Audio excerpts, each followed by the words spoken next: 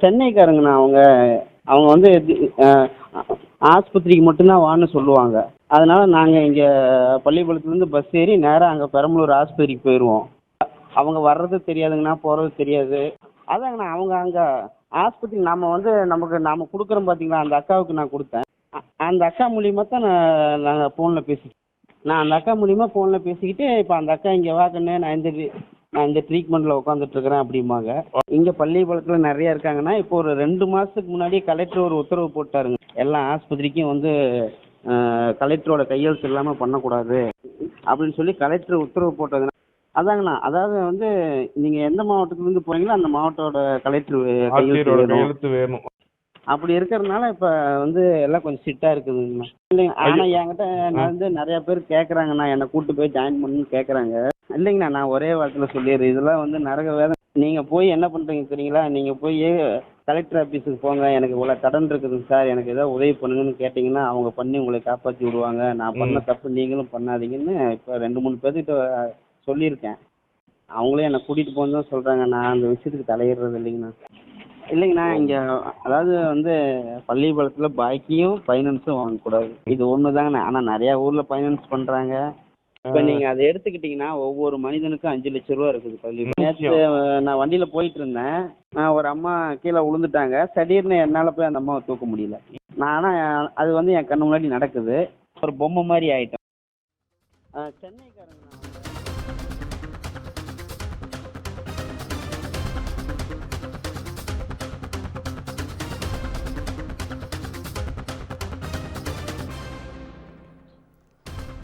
நாமக்கல் மாவட்டத்தில் வறுமையில் இருக்கக்கூடிய விசைத்தறி தொழிலாளர்களை பயன்படுத்தி இந்த கிட்னி திருட்டு சம்பவமானது கடந்த சில நாட்களாகவே நடைபெற்று வருகிறது. தற்போது பாதிக்கப்பட்ட ஒருவரின் அதிர்ச்சி ஆடியோவும் வெளியாகி பரபரப்பையும் ஏற்படுத்தியிருக்கிறது. இது தொடர்பான கூடுதல் தகவல்களை தருவதற்காக நமது செய்தியாளர் ஜான்சன் இணைப்பில் இருக்கிறார். ஜான்சன், வணக்கம். உங்க விரிவான தகவல்கள்.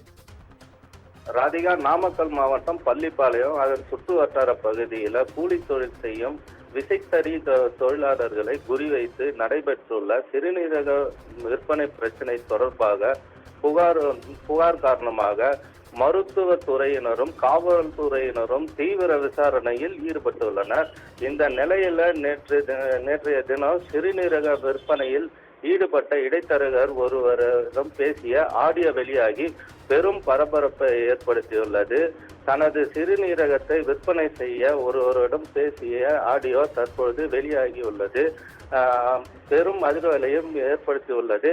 இதுல இந்த ஆடியோவில் தனக்கு 5 லட்சம் கொடுத்ததாகவும் திருச்சியில் உள்ள பிரபல தனியார் மருத்துவமனையில் அறுவை சிகிச்சை மேற்கொள்ளப்பட்டதாகவும் முன்னதாக அனைத்து உடல் பரிசோதனையும் மேற்கொள்ளப்பட்டதாகவும் கூறப்படுகிறது.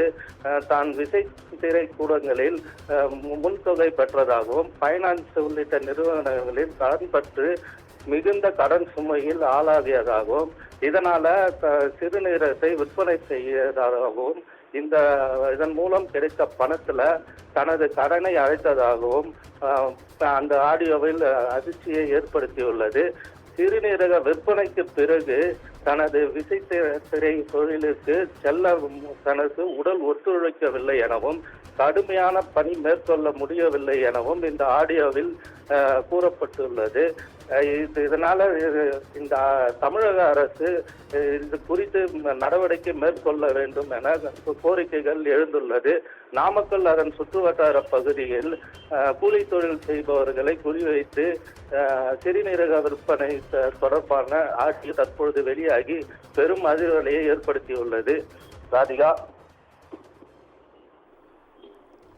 உங்க தகவல்களுக்கு நன்றி ஜான்சன்.